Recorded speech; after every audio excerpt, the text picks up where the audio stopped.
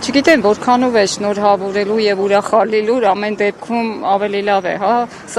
վարչական սահմանափակումների մեջ գտնվել, քան քրեակատարողական հիմնարկում ազատության մեջ, ինչով եք պայմանավորում դատարանի այս որոշումը, որովհետեւ ըստ էության որևէ բան չի փոխվել, հա, որևէ իրավիճակ չի փոխվել եւ վերաքննիչը պարտադրեց կալանքի խափանման միջոցը փոխարինել վարչական սահմանափակումներով։ Դե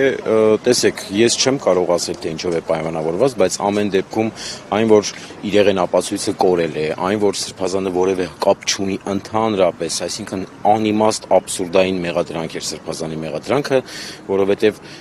նման մեղադրանք, նման աստիճան ունեցող մարդու եւ այսքան ժամանակ կալանքի տակ պահելը առավել եւս ես չգիտեմ, անիմաստ որևէ քայլ էր եւ նույնիսկ ներողություն խնդրելու համար շատ քիչ է սա, էլի։ Այսինքն պետք է լիներ։ Նույնիսկ վարչական սահմանափակումներ պիտի չլինեին։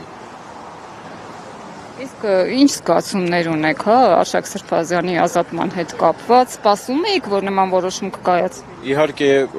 անակնկալ էր ամեն դեպքում, բայց շատ ուրախ զգացողություններ են, որովհետև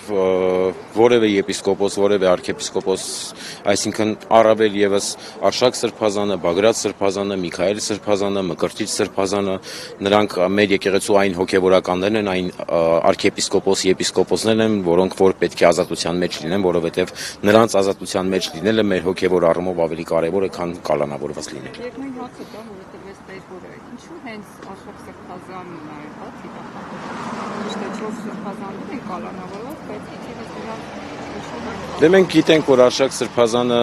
անսասան է մշտապես իր եկեղեցասիրության մեջ, իր հայրենասիրության մեջ, իսկ ինչպես գիտենք, այս մարդիկ հայրենասիրության